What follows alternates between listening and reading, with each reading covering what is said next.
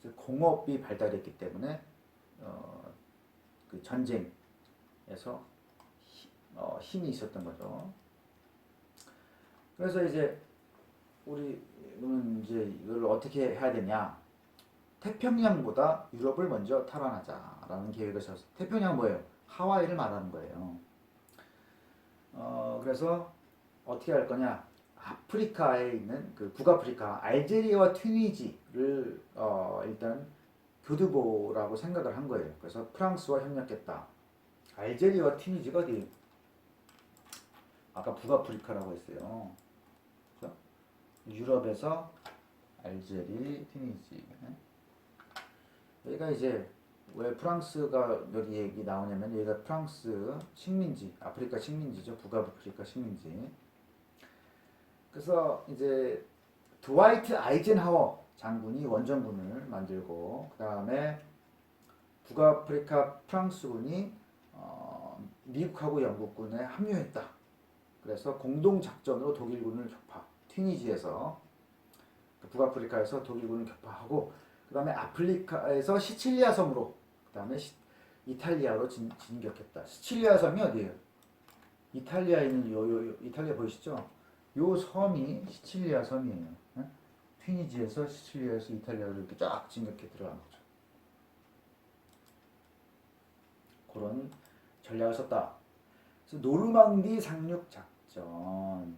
노르망디에 상륙을 한 거예요. 노르망디가 어디예요? 프랑스 보면은 여기 요 부분이 노르망디거든요. 북서부. 요쪽을 이제 상륙 작전을 펴가지고 아이젠하워는 독일군의 무조건 항복을 받아냈다.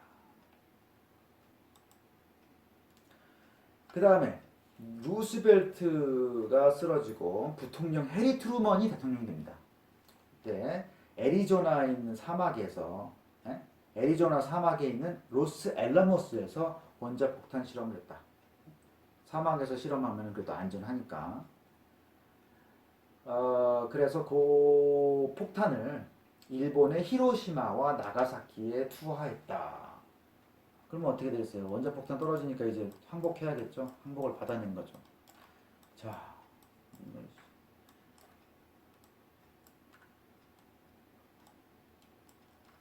히로시마, 일본의 히로시마와 나가사키 투하했다.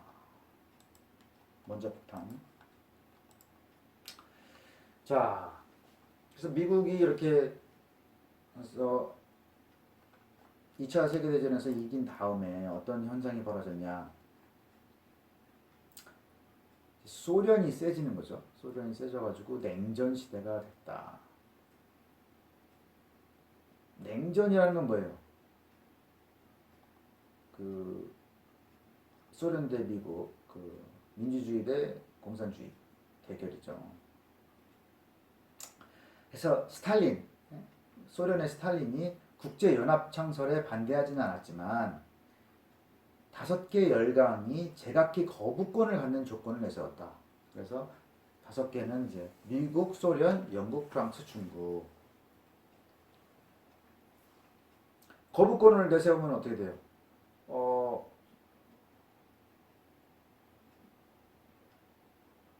자기가 거부권을 내세우면 그 일이 실행이 안 되겠죠. 그러니까 그 국가들이 소련의 어떤 눈치를 봐야 되는 거죠. 무슨 일을 하려고 그러면은. 그러면 일이 잘 안 되겠죠. 자, 국제연합이라는 게 이제 창설됐어요. 전에 그 우드로 윌슨이 만들려고 했던 게 뭐예요? 국제연맹이죠. 근데 그게 뭐 어떤 이상주의적이고 실효성도 없고 그런 거였지만, 그래서 어떻게 보면 실패를 했다고 볼 수가 있는데, 그래도 그 우드로 윌슨이 한 게 아주 그 헛되진 않았다. 왜냐면 이제 열강들이 이런 게 필요하구나라는 생각을 해서 이제 국제연합을 만들게 된 거죠. 그러면 이제 그 국제연합 거기에 힘을 줘야 되는데 어떻게 힘을 실었느냐. 그게 중요하겠죠. 자, 그래서 동유럽과 서유럽 사이에 철의 장막이 이루어진다. 동유럽은 뭐예요? 공산주의, 서유럽은 민주주의. 그래서 대결을 하게 된다. 그리고 1945년에 중국에서는 뭐예요? 국민당 장개석하고 공산당 사이에 내전이 일어났다. 처음에는 국민당이 셌어요. 공산당이 별게 아니었는데 1949년 공산당이 중국 본토에서 완전히 세력을 장악하고 장개석은 대만으로 피신하게 된다. 예? 그래서 지금의 중국 본토에 공산당이 지배하고 대만이 그렇게 따로 있는 이유가 이때 요 일 때문에 그런 거죠. 그 다음에 미국의 마셜 장군이 유럽 국가들을 경제적으로 원조하기로 했다. 그래서 이게 마셜 플랜이에요. 왜 경제적으로 원조하냐? 동유럽과 서유럽, 그 공산주의 vs 민주주의.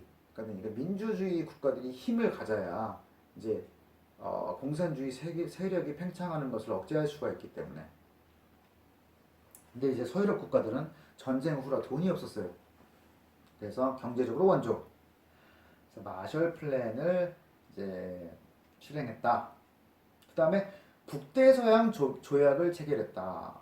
그게 미국, 캐나다, 영국, 프랑스, 이탈리아, 벨기에 뭐 이런 나라들이 북대서양 조약 체결. 이게 뭐냐면은 유럽과 북아메리카에서 조약에 가입한 나라나 몇 나라에 대한 공격을 모든 나라에 대한 공격으로 간주한다 라고 하는 동맹 조약이다.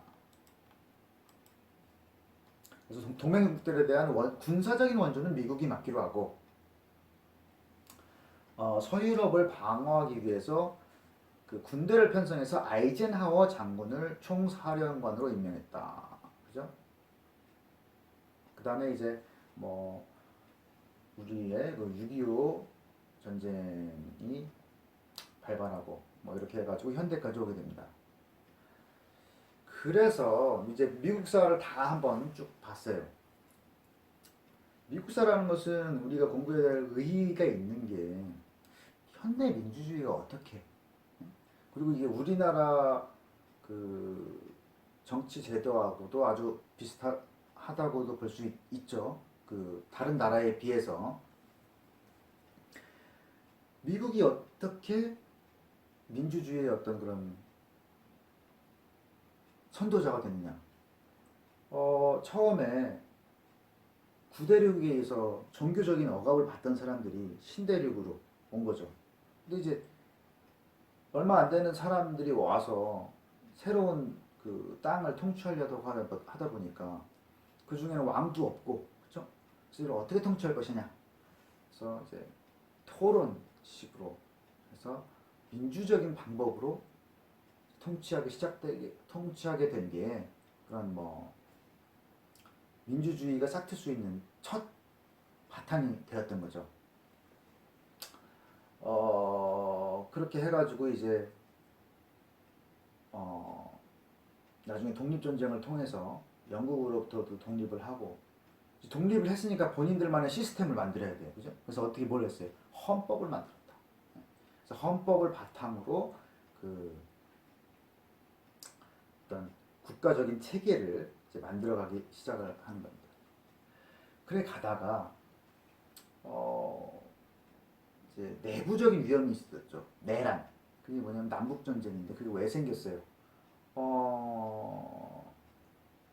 서부로 자꾸 이제 개척을 하다 보니까 처음에 이제 북부하고 남부만 있었을 때는 노예주가 있고 자유주가 있고, 그래서 어떤 세력 균형이 있었는데 서부로 자꾸 가다 보니까 서부에는 사실 노예가 필요도 없고, 예?